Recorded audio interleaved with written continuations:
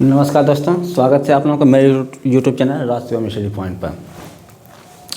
पिछली बार मैंने आर्टिकल 19(6) तक लेकर चला था। आज जो कि आर्टिकल 20 से हम लोग चलेंगे। देखेंगे आर्टिकल 20 में क्या क्या है। आर्टिकल 20 में क्या है कि अपराधों के लिए दोष सिद्ध के संबंध में संरक्षण, यानी कि जो अपराध हैं अपराधों के लिए जो है दोष सिद्ध के संबंध में संरक्षण। इससे क्या तात्पर्य है कि कोई भी व्यक्ति हो किसी भी मतलब कोई व्यक्ति अगर है तो कोई अपराध कर रहा है तो उसे तब तक दोषी नहीं ठहराया जा सकता है कि जब तक कि उसका अपराध पूरी तरह से सिद्ध न हो जाए, तब तक कानून भी उसको दोषी नहीं ठहरा सकता है। ये क्या है आर्टिकल 20 में पहला टॉपिक ये है। फिर क्या है दूसरा टॉपिक क्या कर रहा है, दोहरे ढंग से संरक्षण। देखिए इसमें क्या है दोहरे ढंग से संरक्षण। इसमें क्या है, सबसे अच्छा एग्जांपल मैं दे रहा हूँ आपके परिवार के ऊपर। जैसे कोई एक बच्चा अगर मान लीजिए है, कोई गलती कर दिया, मम्मी ने मारा एक झापड़, ये गलती आपकी मिली, मम्मी ने मारा एक झापड़, अपराध का दंड आपको क्या है मिल गया। लेकिन पापा नहीं पाए दंड ना पीटने शुरू करें तो सुनिए पापा रुक जाइए, मम्मी ने दंड दे दिया है, अब आप कौन होते हैं दंड देने वाले।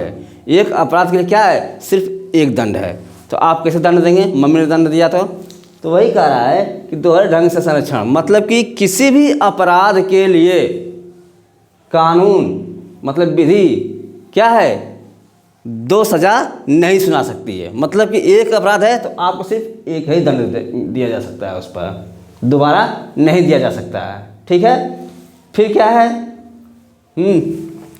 तीसरा टॉपिक देखते हैं।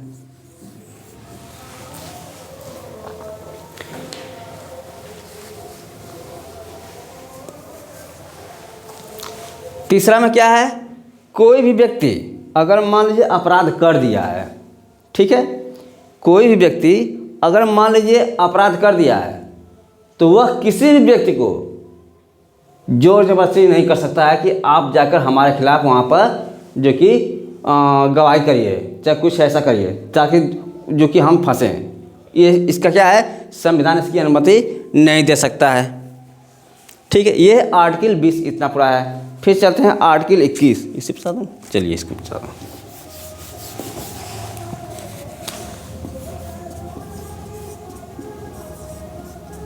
आर्टिकल 21 ये क्या है,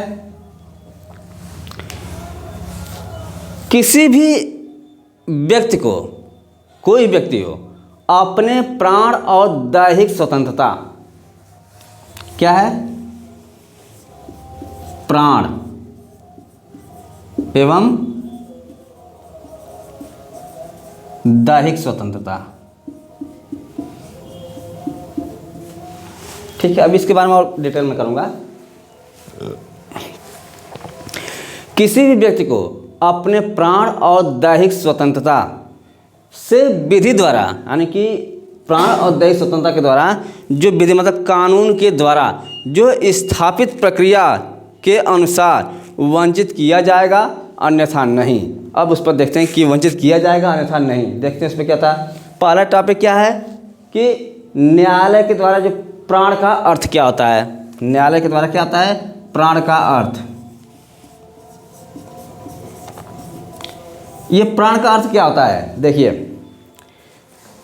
संविधान में दिया गया है कि कोई भी व्यक्ति हो, हर व्यक्ति को, भारत के हर व्यक्ति को समाज में पशुओं के समान जीने का कोई अधिकार नहीं है।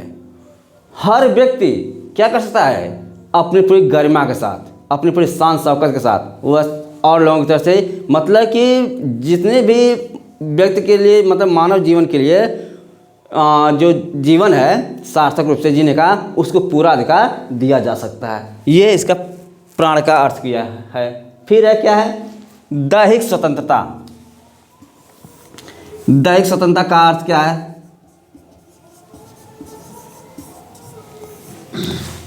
देखिए इसमें क्या है, दैहिक स्वतंत्रता, इसमें क्या है, सबसे पहला काम स्वच्छ पर्यावरण। इसमें क्या है, स्वच्छ पर्यावरण।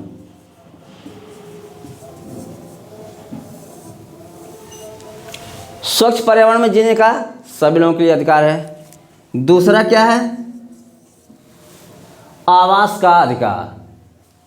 क्या है, आवास का अधिकार।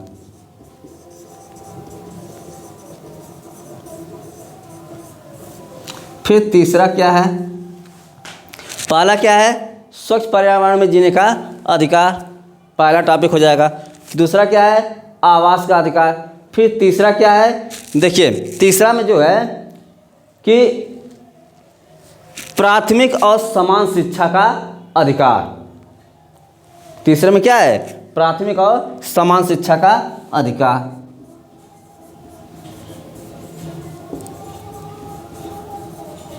समान शिक्षा का अधिकार क्या है कि सभी लोगों को समान शिक्षा देनी चाहिए। फिर चौथा टॉपिक क्या कर रहा है, इधर लिख दे रहा हूं मैं। देखिए चौथी टॉपिक क्या कर रहा है कि शुद्ध जल। क्या कर रहा है, शुद्ध जल। शुद्ध जल हो गया, सड़क और तो सार्वजनिक सेवाओं से संबंधित अधिकार।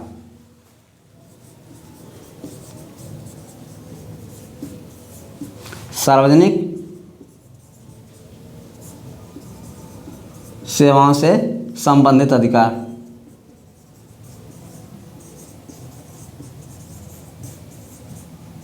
ठीक है, क्या कह रहा है, पहला स्वच्छ पर्यावरण में जीने का अधिकार है, आवास का अधिकार भी है, प्राथमिक और समान शिक्षा का अधिकार भी है।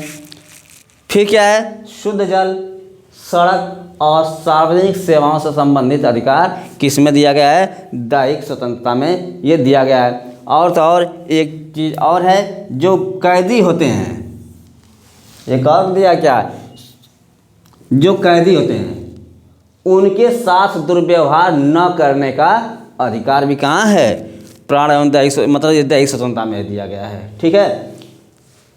फिर छठवीं टॉपिक क्या है कि चिकित्सकीय स्वतंत्रता पाने का अधिकार।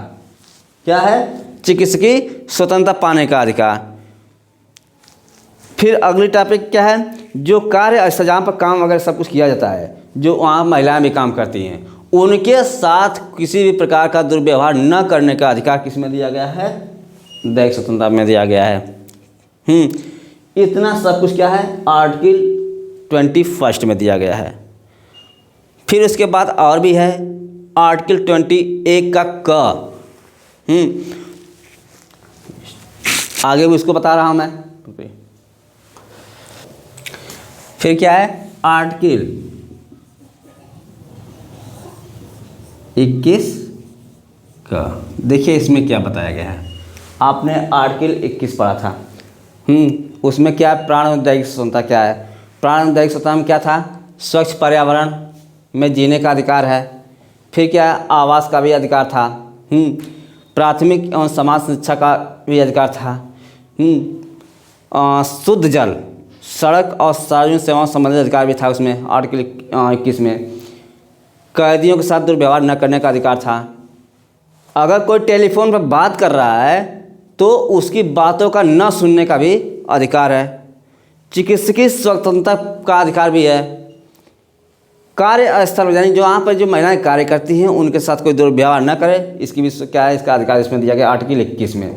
फिर क्या दिया गया है, आर्टिकल 21 का, आर्टिकल 21 का को यानी कि इसे, जो संविधान का भाग 4 है,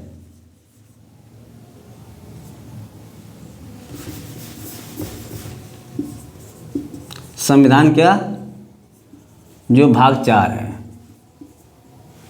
इस भाग 4 में जो आर्टिकल है कौन, 45। देखिए कितना अच्छा दिया है, सीढ़ी बनती जा रही है। टक से यहाँ चढ़ें, फिर यहाँ चढ़ें, फिर इसके बाद यहाँ चढ़ जाएं। हाँ, आर्टिकल 21 का इसमें क्या है कि जो संविधान की जो भाग 4 है, जो भाग 4 में जो आर्टिकल 45 में जो संविधान निर्माता थे, मेरा हमेशा सौ के बाद 0 बन जाता है, सुधारना चाहिए नहीं सोचिए। तो आर्टिकल 45 में जो संविधान निर्माता थे, उन संविधान निर्माता ने क्या किया कि प्राथमिक शिक्षा को क्या कहा, आदर्श रखा। इसको इन लोगों ने क्या कहा, प्राथमिक शिक्षा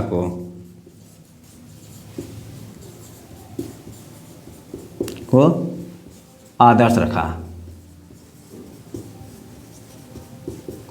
ठीक है, मैंने गजब की सीढ़ी बना दी। आराम से यहाँ से चढ़िए, चढ़ते चले जाइए एकदम से टॉप पे। ठीक है, अच्छा आगे चलते हैं। फिर इसके बाद क्या होता है कि 86वां संविधान संशोधन होता है। अब इसी सीरीज में सब बना दूंगा, कवर कर दूंगा मैं। 86वां संविधान संशोधन ये कब किया गया था, 2004 से 5 के बीच में किया गया है ये संशोधन। ठीक है, और इस संशोधन में हुआ क्या कि जो 6 से 14 वर्ष के बच्चे हैं, कितने साल के, 6 से 14 वर्ष के बच्चों को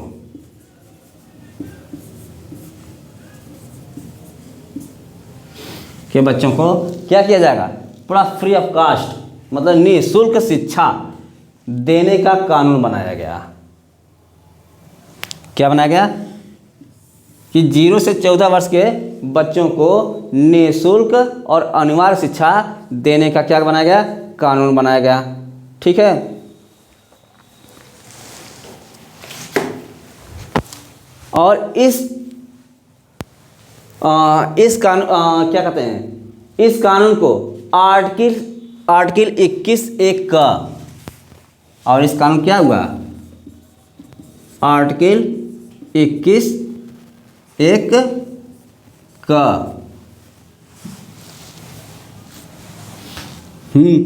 आर्टिकल 21(1) का और आर्टिकल 51(1) के को मौलिक कर्तव्य के रूप में शामिल किया गया। यानी कि आर्टिकल 21(1) को आर्टिकल 51(1) को किस रूप में शामिल किया गया, मौलिक कर्तव्य के रूप में शामिल किया गया।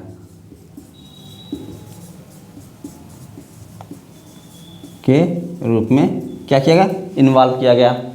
ठीक है, इतना तो मौलिक कर्तव्य के रूप में शामिल किया गया, उसके साथ साथ जो कानून था उस कानून में माता पिता के दायित्वों को भी सुनिश्चित किया गया। इसमें क्या किया गया, माता पिता के जो दायित्व हैं, भाई थोड़ा सा राइटिंग बहुत अच्छी है, थोड़ा समझने की कोशिश करिएगा। माता पिता के जो दायित्व हैं उनको भी सुनिश्चित करने का क्या किया गया, सुनिश्चित किया गया। मैंने सोचा सीढ़ियाँ में पूरा नहीं हो पाया, चलिए आगे चलते हैं। अब चलते हैं आर्टिकल 21 खत्म हो गया, आर्टिकल 21 का भी खत्म हो गया। अब चलते हैं आर्टिकल 22 पर चलते हैं।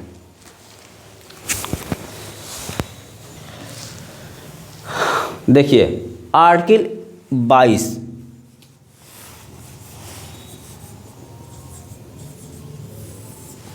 इसमें क्या है कि कुछ दशा में गिरफ्तारी व निरोध से संरक्षण।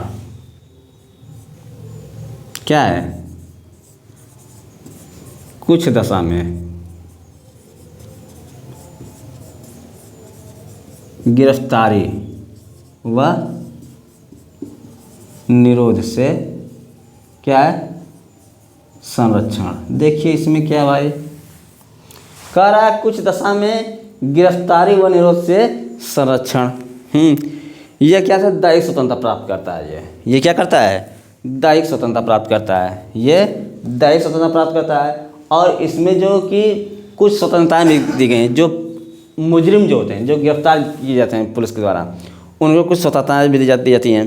क्या क्या स्वतंत्रता दी जाती हैं, अगर किसी व्यक्ति को गिरफ्तार कर लिया गया है तो जो गिरफ्तार किया हुआ व्यक्ति है उसको ये जानने का कानून हक है, कानून उसको हक दिया है कि उसे क्यों गिरफ्तार किया जा रहा है।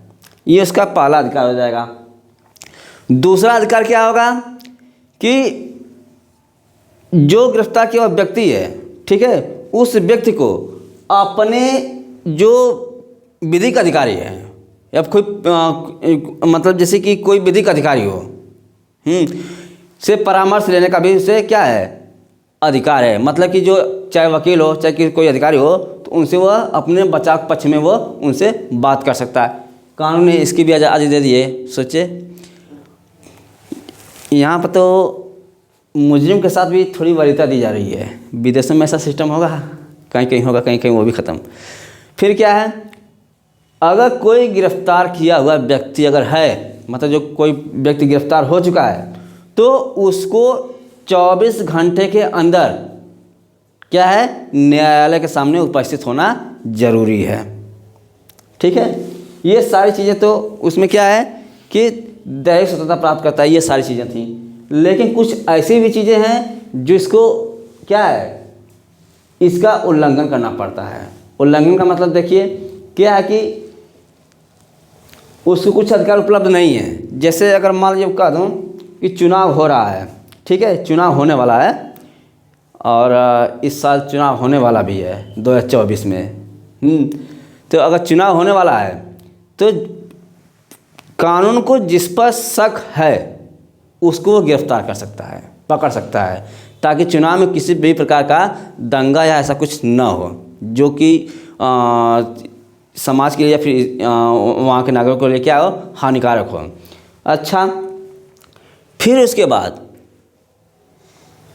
वो उसे गिरफ्तार किया जाता है, लेकिन कितने दिन के लिए, 3 महीनों के लिए गिरफ्तार किया जाता है।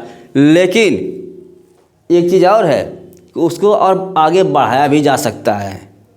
बढ़ाने का तात्पर्य कैसे प्रावधान होगा, जो उच्च न्यायालय है, उच्च न्यायालय की अध्यक्षता में क्या करेगा, सलाहकार बोर्ड का क्या हो जाएगा, गठन किया जाएगा। किसका, उच्च न्यायालय की। मतलब क्या है कि जो उच्च न्यायालय है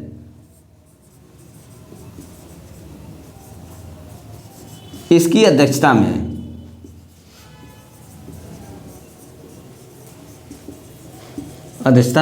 सलाहकार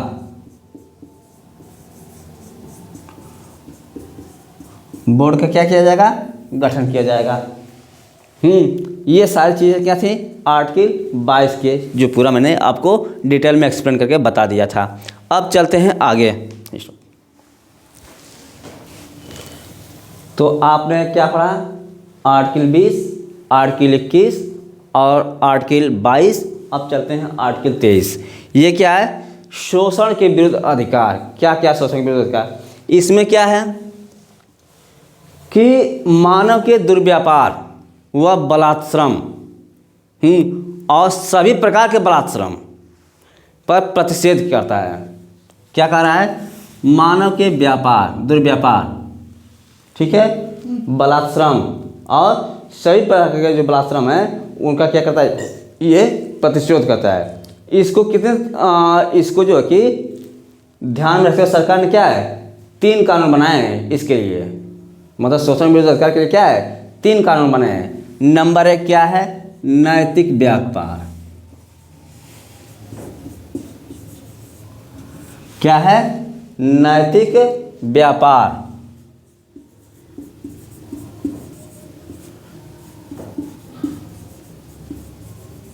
निवारक अधिनियम कब बना था, 1956 में। अच्छा, ये नैतिक व्यापार निवारक अधिनियम क्या है, देखिए सबसे अच्छा एग्जांपल बता रहा हूँ। जैसे कि अगर आप गैस सिलेंडर भरा रहे हैं, ठीक है, तो उसमें क्या है, वो एक नैतिक व्यापार है। लेकिन वही गैस सिलेंडर कहीं आप एजेंसी पर न जा के चोरी से कहीं भराएं तो क्या नैतिक व्यापार होगा, नहीं, वो क्या है, अनैतिक व्यापार हो जाएगा। तो नैतिक व्यापार यही है, ठीक है। नंबर 2, नंबर 2 में क्या है, बंधुआ मजदूरी पद्धति।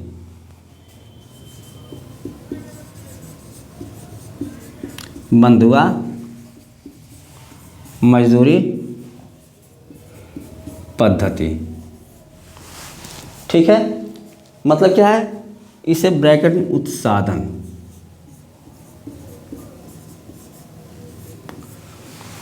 अच्छा एक चीज़ और है, ये उत्साधन क्या उत्साधन का मतलब क्या होता है, मतलब समाप्त कर देना, मतलब उत्साधन कर देना मतलब समाप्त कर देना। ये क्या है, अधिनियम है। ये अधिनियम कब बना था, 20 साल के बाद, मतलब 1976 में बना था ये अधिनियम, ठीक है। फिर तीसरा क्या है, तीसरा भी क्या है, स्त्री व लड़की, स्त्री और लड़की,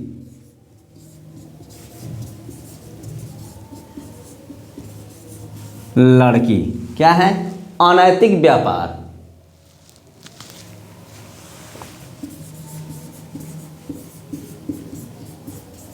अनैतिक व्यापार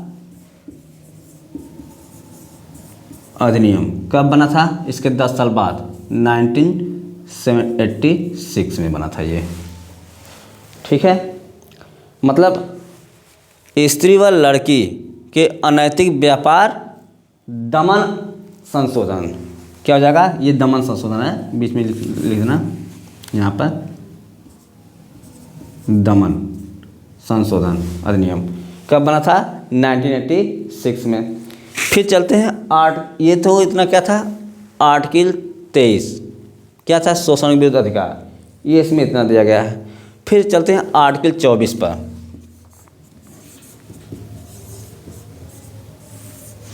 इसमें क्या है, इसमें यह बताया गया है कि 14 वर्ष से कम आयु के बच्चों को खूब काम कराना चाहिए, सही है, नहीं गलत है।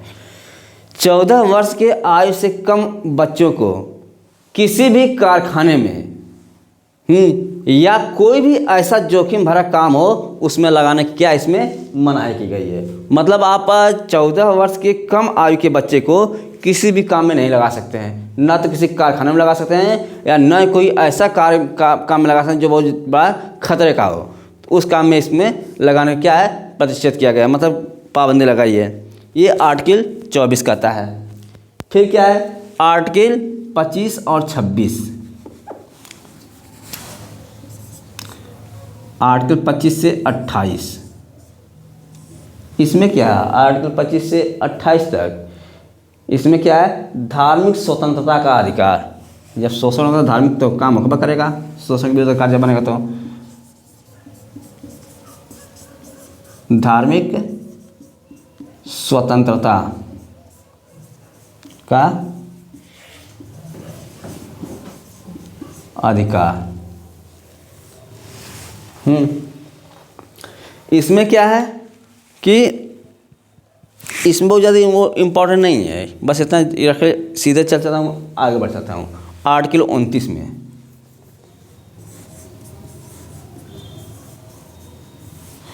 आर्टिकल 29 में क्या है, अगर ये क्या कहते हैं, क्या था, धार्मिक स्वतंत्रता का अधिकार है 25 से 28 तक, तो उसके बाद क्या है, शिक्षा व संस्कृति संबंधी अधिकार। इसमें क्या है, मतलब 29 और 30 क्या है, शिक्षा और संस्कृति संबंधी अधिकार हैं। तो देखिए 29 में क्या है, शिक्षा व संस्कृति संबंधी अधिकार। ये क्या है, शिक्षा व संस्कृति संबंधी अधिकार हैं। फिर क्या चलते हैं, आर्टिकल 30, लेकिन थोड़ा सा इस पर चर्चा भी करें तो सबसे अच्छा रहेगा। इसमें क्या है कि यह किसको है, अल्पसंख्यकों को प्राप्त है। ये किसे प्राप्त है, अल्पसंख्यक जो हैं उनको प्राप्त। लेकिन अब ये था कि अल्पसंख्यक होता क्या है, आप लोग सोच रहे हैं कि अल्पसंख्यक जैसे कि अब जो जाति से मतलब होगा, ऐसा इसमें कुछ भी है नहीं। न इसमें जात से मतलब है न धर्म से मतलब है। यहाँ पर अल्पसंख्यक का मतलब ये है कि जो भाषा है, जो लिपि है और जो संस्कृत है, यहाँ पर अल्पसंख्यक का मतलब उससे संबंधित है। मतलब क्या है, थोड़ा सा इसमें लिख दे रहा हूँ मैं। ये क्या है, अल्पसंख्यक से संबंधित है। मतलब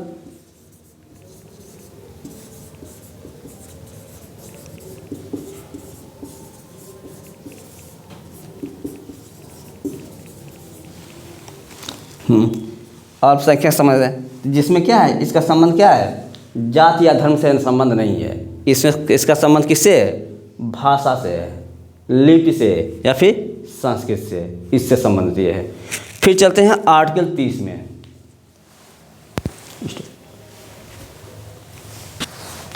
देखिए आर्टिकल 30 क्या कह रहा है, जो अल्पसंख्यक हैं वे लोग अपने शिक्षण संस्थानों में क्या कर सकते हैं, धर्म के लिए 50% क्या कर सकते हैं, आरक्षण दे सकते हैं।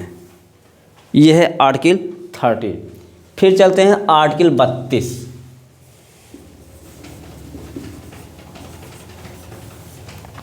ठीक है, आर्टिकल 32 क्या है, संवैधानिक उपचारों का अधिकार है।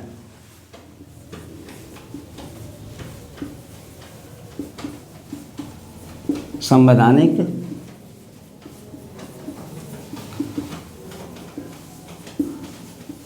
अधिकार है। चलिए देखिए ये क्या है। देखिए कितने लोग ऐसे हैं जो लोग डॉक्टर भीमराव अम्बेडकर का नाम नहीं सुने हैं, कमेंट बॉक्स में ज़रूर डालिएगा इस चीज़ को कि जो लोग नहीं सुने हैं, शायद बिरला बच्चा होगा। देखिए क्या है कि इस आर्टिकल 32 को डॉक्टर भीमराव अम्बेडकर ने क्या कहा था।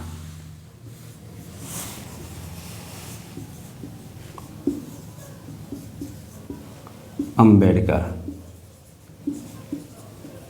जब बैटिंग अच्छी लगती बैठती मेरे मुझको बड़ा खुशी मिलती है।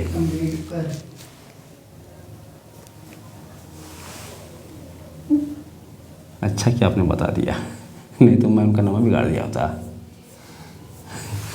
ठीक है, डॉक्टर क्या है, भीमराव अंबेडकर। इन्होंने क्या कहा था इस आर्टिकल 32 को, उन्होंने कहा था कि जो आर्टिकल 32 है यह संविधान की क्या है, आत्मा है। यह क्या है, संविधान की आत्मा है। और इसे क्या कहा था, हृदय भी कहा था। यानी कि इसे क्या कहा था, संविधान की आत्मा और हृदय कहा था। फिर आते हैं थोड़ा और आगे बढ़ते चलते जाते हैं, आर्टिकल 32 का फर्स्ट।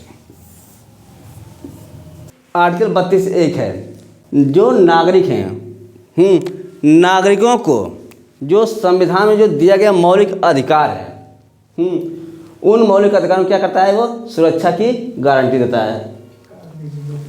क्या है, नागरिकों को संविधान में जो दिए गए मौलिक अधिकारों की क्या करता है, ये सुरक्षा की गारंटी देता है। ये आर्टिकल 32 एक। फिर आते हैं आर्टिकल 32 2। चलिए आर्टिकल 32 2 चलते हैं। इसमें क्या है कि जो मौलिक अधिकार हैं, मौलिक अधिकारों को प्रवर्तित करने के लिए क्या किए गए हैं, निर्देश रीट जारी किए जाते हैं। और ये कितने प्रकार का होता है, 5 प्रकार का होता है। हाइबियस कार्पस, इसकी जो हिंदी होती है बंदी प्रत्यक्षीकरण। ये बंदी प्रत्यक्षीकरण होता क्या है, यह सरकारी और प्राइवेट दोनों के लिए क्या कहता है, जारी कहता है। क्या है ये हाइबियस कार्पस, बंदी प्रत्यक्षीकरण, ये मतलब क्या है, यह सरकारी और प्राइवेट दोनों के लिए जारी कहता है। मतलब क्या है, यह एक आदेशात्मक रीट होती है। मतलब क्या है कि किसी भी बंदी व्यक्ति मतलब जो गिरफ्तार किया हुआ व्यक्ति है, उस व्यक्ति को क्या किया जाता है, न्यायालय के सामने उपस्थित किया जाता है, जिससे कि जो न्यायालय क्या करे, उसके जो गिरफ्तार हुआ है उसकी गिरफ्तारी के कारणों को क्या करे, वो जान सके। इससे तात्पर्य, इसका मतलब यह है कि हाइबियस का मतलब बंदी प्रत्यक्षीकरण का मतलब। फिर आते हैं क्या, कोवारंटो, मतलब क्या है, अधिकार परीक्षा। इसमें क्या है कि जो न्यायालय होता है, न्यायालय के द्वारा जो शुरुआती तौर पर जो वैधता के दावों की क्या करता है, जांच करता है अधिकार परीक्षा में जो होता है। ठीक है, कि जो न्यायालय के तौर पर क्या करता है कि वैधता के दावों क्या करता है, वो जांच करता है। अगर ये दावा क्या होता है, सुआधारित नहीं है, तो उसे पद से क्या किया जाएगा, हटा दिया जाएगा। जैसे एग्जाम्पल के तौर पर मैं इसे समझा जाऊँगा। जैसे कि मान लीजिए डीएम साहब का ऑफिस है, आपको जाना है डीएम साहब के ऑफिस में सिग्नेचर करवाना है। तो वहाँ के जो चपरासी मान लीजिए है, तो चपरासी क्या किया करेगा कि डीएम साहब है नहीं, अब डीएम साहब को मालूम ही नहीं है, तो डीएम साहब ने क्या किया, चपरासी ने क्या किया कि उस पर हस्ताक्षर कर दिया। ये क्या है, कोवारंट मतलब अधिकार परीक्षा, मतलब उनके नाम मौजूदगी में क्या है, उन्होंने क्या किया, दस्तखत कर दिया। तो ये क्या है, सुआधारित दावा। मतलब जो अगर वैध है तो ठीक, नहीं वैध है तो उसे पद से क्या करेंगे, उसे अब हटा देंगे। मतलब डीएम साहब थे नहीं तो उसे क्या किया जाएगा, पद से उसे हटाया जा सकता है। ये था क्या, कोवारंट मतलब अधिकार परीक्षा। फिर क्या है, मैंडमस मतलब क्या है, परमादेश मतलब परम आदेश, यही है। चलिए देखिए इसमें क्या है, इसके द्वारा क्या होता है कि किसी व्यक्ति या संस्था को मैंडमस, किसको, इसमें किधर हटाऊं मैं इसको, चलिए इधर लगा दे रहा हूं मैं। किसी व्यक्ति या संस्था जो है, ठीक है, इसमें क्या है, किसी व्यक्ति या संस्था को अपने कर्तव्य का पालन करने के लिए, यानी कि इन लोगों क्या क्या किया जाएगा, अपने कर्तव्य का पालन करने के लिए क्या किया जाएगा, आदेश दिया जाता है। क्या कहता है, मैंडमस मतलब परमादेश होता है ये। अब आते हैं प्रोहिबिशन, मतलब क्या होता है, प्रतिषेध मतलब न्याय की, मतलब 4 को और 5 को, मतलब सर्टियोरी को और प्रोहिबिशन को क्या कहता है, न्यायिक रिट कहता है। अच्छा, प्रोहिबिशन, प्रोहिबिशन नहीं, देखिए प्रोहिबिशन मतलब प्रतिषेध में क्या होता है कि जो उच्च न्यायालय होते हैं, बड़े न्यायालय जो होते हैं, बड़े न्यायालय जो होते के द्वारा छोटे न्यायालयों को ये दिया जाता है। ठीक है, इसमें क्या होता है,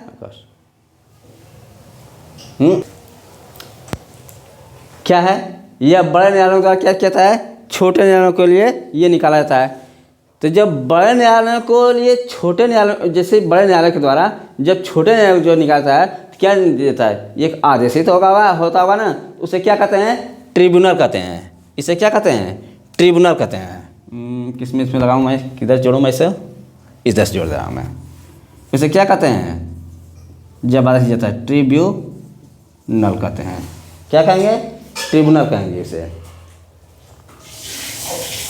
ठीक है, अच्छा, फिर क्या है कि उसे क्या है, ट्रिब्यूनल्स, जिससे उससे क्या होता है कि वह मतलब क्या होता है कि जो छोटा न्यायालय होता है कि उससे ये मतलब कि ऐसे अधिकार का प्रयोग ना करें जिसमें क्या हो, निहित ना हो। जो छोटे न्यायालय होते हैं, मतलब बड़े न्यायालय क्या करते हैं, छोटे न्यायालयों को क्या क्या आदेश देते हैं, उसे ट्रिब्यूनल करते हैं। और उसमें होता क्या है कि कोई ऐसी आदेश न जारी करें, कोई ऐसी रिट न जारी करें जिसमें क्या हो, वो निहित न हो। फिर क्या है, सर्टियोरी। सर्टियोरी में देखिए क्या है कि इसके द्वारा जो होते हैं किसी अभियोग मतलब या मुकदमे को, क्या मतलब अभियोग या मुकदमे को सर्टियोरी, क्या है, सर्टियोरी, सर मतलब सर ने क्या किया, टी मतलब 4, थ्योरी मतलब सिद्धांत, सर ने चाय का सिद्धांत दिया। ये याद करने का सबसे अच्छा तरीका रहता है। तो सर्टियोरी मतलब उत्प्रेषण, मतलब अभियोग या मुकदमा को जो क्या कहता है, निम्न न्यायालय से मतलब छोटे न्यायालय से क्या कहता है, बड़े न्यायालय में लाने के लिए क्या कहता है, आदेश दिया जाता है। मतलब क्या कहता है, प्रतिषेध रीट जारी की जाती है। क्या की जाती है, मतलब छोटे न्यायालय से बड़े न्यायालय में इसे ले जाने के लिए क्या कहता है, एक रीट जारी की जाती है, मतलब आदेश जारी किया जाता है। उसे क्या कहते हैं, प्रतिषेध रीट जारी की जाती है। अच्छा, प्रतिषेध रीट कब जारी की जाती है, जब कोई कार्यवाही अगर लंबे समय से है, जब कोई कार्यवाही अगर लंबे समय से है उसे क्या कहेंगे, प्रतिषेध, उसे क्या कहेंगे प्रतिषेध। लेकिन जब आदेश दिया जाता है तब उसे क्या कहते हैं, उत्प्रेषण कहते हैं। क्या कह रहा है कि अगर जब कोई कार्यवाही लंबे समय से है तो उसे क्या कहेंगे, प्रतिषेध, और जब उसे आदेश दिया था उसे उत्प्रेषण। ठीक है, देखिए आर्टिकल 32, इसमें क्या है कि इसके द्वारा जो होता है सुप्रीम कोर्ट क्या करता है, रिट जारी करता है। मतलब आर्टिकल 32 के द्वारा सुप्रीम कोर्ट रिट जारी करता है। तो लेकिन जो सुप्रीम कोर्ट रिट जारी करता है किस पर जारी करता है, मौलिक अधिकारों पर जारी करता है।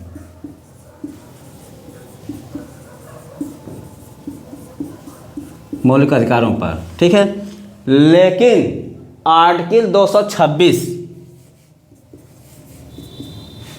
आर्टिकल 226 के तहत कौन रिट जारी करता है, हाई कोर्ट।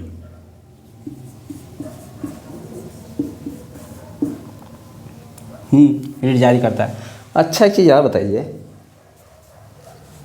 रिट दोनों जारी करते हैं, इसमें भी मौलिक अधिकार, इसमें भी मौलिक अधिकार, दोनों में अंतर क्या है। देखिए, जो सुप्रीम कोर्ट है ये भी रिट जारी करता है लेकिन मौलिक अधिकारों पर।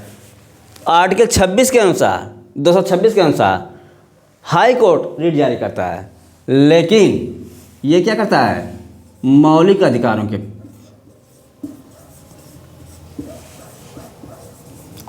मौलिक अधिकार और विधिक अधिकारों के प्रति।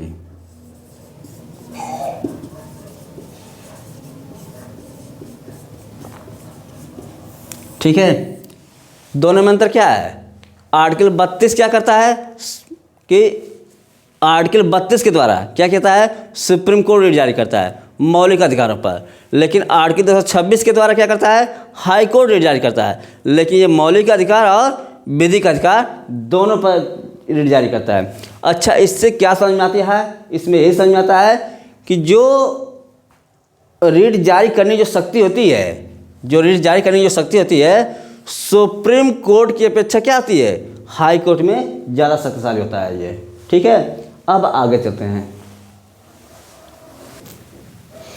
देखिए, अब तक तो आप लोगों ने क्या पढ़ा कि संविधान में मूल अधिकार दिए हैं, 6 फंडामेंटल राइट दिए हैं। हाँ, पहला क्या था, सामाजिक समानता का अधिकार, दूसरा क्या था, स्वतंत्रता का अधिकार, तीसरा क्या था, शोषण के विरुद्ध अधिकार, चौथा क्या था, धार्मिक स्वतंत्रता का अधिकार, पांचवा क्या था, शिक्षा और धर्म से संबंधित अधिकार, छठवां क्या था, संवैधानिक शिक्षण का अधिकार, संवैधानिक संरक्षण का अधिकार। अब इन सबों को क्या करता है संविधान, मतलब क्या होता है, रक्षा भी करता है। लेकिन कुछ मामलों में क्या है, जो मूल अधिकार हैं उनका स्थगन भी किया जा सकता है। ठीक है, तो देखिए कहाँ स्थगन कहता है, जैसे आर्टिकल 352 है,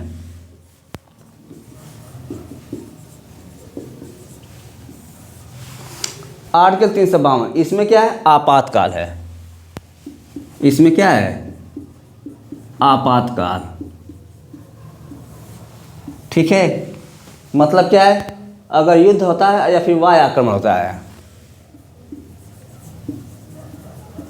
युद्ध और वायु आक्रमण,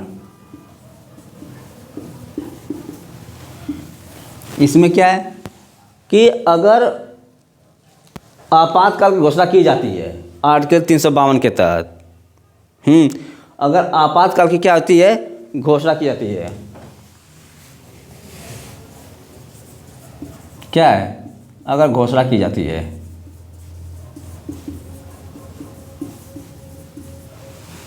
तो फिर क्या होगा, आर्टिकल 358 के अंतर्गत 358 इसके अंतर्गत क्या होगा, आर्टिकल 19 खत्म, मतलब निलंबित हो जाएगा। और आपातकाल लागू होने पर, जब आपातकाल क्या होगा, लागू होगा, तो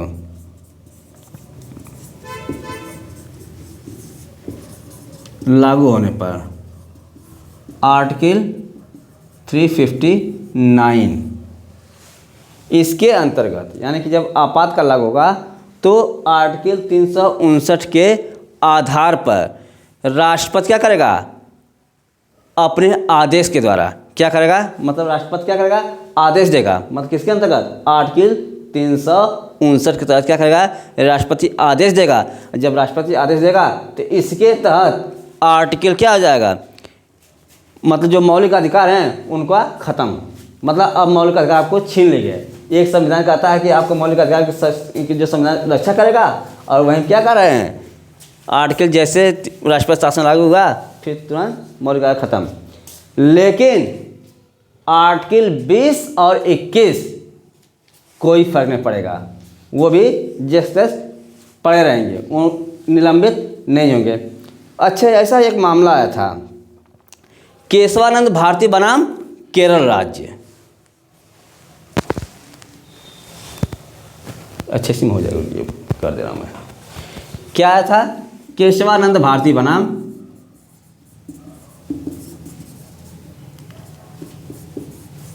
भारती बनाम केरल राज्य। कब आया था यह मामला, 1973 में। ठीक है। अच्छा, ये जब मामला आया था तो इसमें सुप्रीम कोर्ट ने क्या कहा था, केशवानंद भारती बनाम केरल राज्य में सुप्रीम कोर्ट ने क्या कहा था कि जो मौलिक अधिकार हैं उसमें परिवर्तन किया जा सकता है, लेकिन परिवर्तन करेगा कौन, इसका अधिकार किसके पास है, इसका अधिकार किसके पास है, संसद के पास है। मतलब क्या है कि वो जो केस आया था उसमें ये बताया सुप्रीम कोर्ट ने कि जो मौलिक अधिकार है उसमें परिवर्तन किया जा सकता है, वो अधिकार किसके पास है, संसद के पास है, लेकिन उसके मूल ढांचे में परिवर्तन नहीं किया जा सकता है। ठीक है, संसद ने क्या कहा, परिवर्तन किया जा सकता है लेकिन उसके मूल ढांचे में परिवर्तन नहीं किया जा सकता है। ठीक है, फिर क्या है, आधारभूत ढांचा। ये क्या है कि इसको भी क्या किया था, पहली बार भी जैसे जो आधारभूत ढांचा है पहली बार इसी वाद में, मतलब इसी मुकदमे में ये जोड़ा गया है। और यह क्या है, ढांचा क्या है, पूरा क्या कहते हैं उसे, देखिए याद नहीं आया, दिमाग में नहीं चल रहा है। हाँ, अवलंबित, मतलब क्या, संविधान में अवलंबित है ये आपका पूरा मौलिक अधिकार। मतलब कि इसके पहले वीडियो में डाला हूँ, काफ़ी लंबा गया, ये भी मेरे ख्याल से काफ़ी लंबा गया होगा। अब जो जितने भी वनडे एग्ज़ाम हैं इससे ज़्यादा मूल अधिकार से नहीं पूछेगा। ठीक है, चाहे पुलिस का हो चाहे कोई वैकेंसी हो वनडे एग्ज़ाम के लिए। अगर वीडियो अगर पसंद आ रही है तो चैनल को सब्सक्राइब करना ना मत भूलिएगा। और आगे भी ये प्रक्रिया भी जारी रहेगी। ठीक।